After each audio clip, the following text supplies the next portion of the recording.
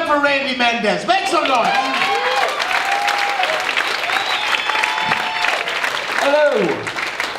My name is Randy Mendez. I am, like my name, half Mexican, half whatever. As I like to call it, a stealth Mexican. I'm the Mexican friend people have that they forget they have until they're in the middle of a racist joke. So I get a whole lot of, hey Randy, 2 Mexicans go to pick up a hooker. It worked out just fine.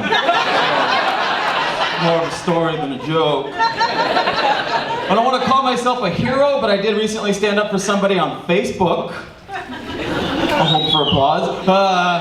She was complaining about missing like a nail appointment or something like that, and one of her friends came in with those 3 words that make my blood boil every time I see them. They tried to shame her with first world problems. Surprise, asshole! Everything on Facebook is a first world problem. That's what it was made for. That's the whole point of it. You should not be seeing third world problems on Facebook. You should never see an update that's like, today I saw my brother eaten by a lion. Hashtag more food for me.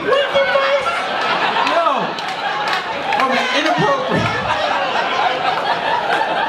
I hate how much I love Facebook now, because I used to be able to make fun of friends who watch reality TV shows, because I'd be like, why do you watch that? You don't know those people, why do you care? But that's all Facebook is. I don't know who these people are in my feed, but I see things and I care way too much, you know? Like, there is no reason for me to know that my wife's little brother's best friend just got dumped by his girlfriend, but now that I know I'm stalking both their pages, to see where it went wrong.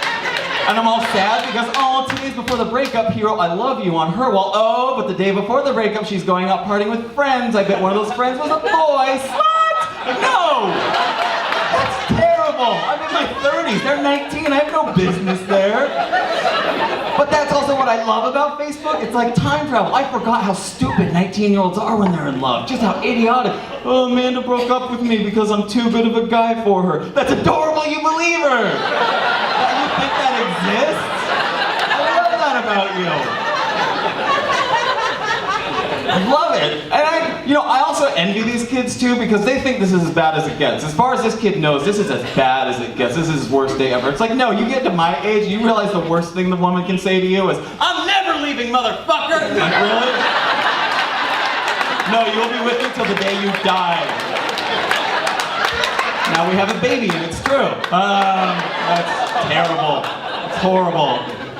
I really love being a dad. We have a 2-year-old, and it's the greatest thing in the world. The only crappy thing is being a comedian and having a kid, like the sphere of things I can make fun of gets smaller. Like all the time. I'm always getting in trouble when we go out with my kid.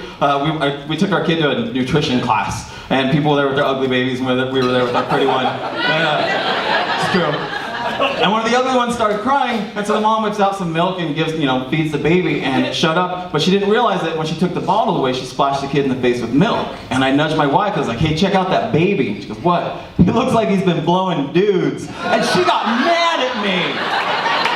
She was like, you can't say that about babies anymore. You're a father. I'm like, I didn't say anything about him. I didn't accuse him. I said he looks like 2 different things, all right? It's a little bukkake baby. That's all I'm saying.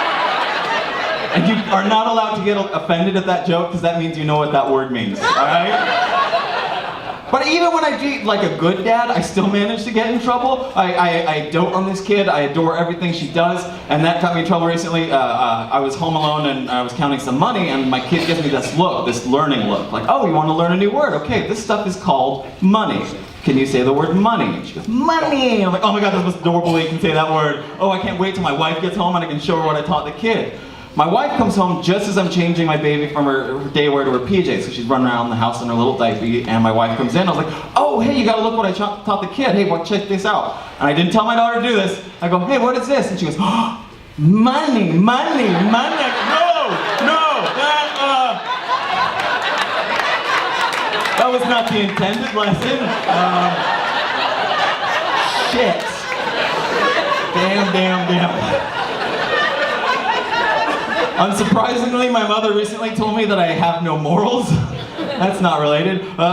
Which is kind of fair, because I do a lot more bad things than my mother, but I don't really think it's a fair measurement. It should be more about like what I think about and don't do, right? Because it's easy for my mom not to do bad things. She doesn't think about doing bad things. I'm always thinking of bad things. Just last month I was in an airplane, and a guy 2 rows behind me started going into hypoglycemic shock. Like he started twitching and his eyes started rolling in the back of his head.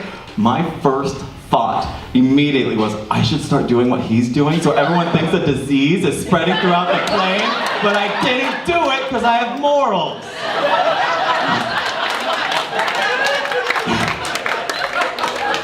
I'll end on this. I love being married, mostly for the things I've been introduced to because of my wife. My favorite of those is Dove chocolates. I had never seen those before I met my wife. She's a big fan of those. For those of you who don't know what they are, they're individually wrapped chocolates, and they have a little phrase on the inside like, it's definitely a bubble bath day, or Dove plus friends plus shopping equals best day ever. Like, basically they're fortune cookies, but only for depressed middle-aged women stuck in loveless marriages. Like, he's probably just working late again. All right, my name is Randy Mendez. That's all.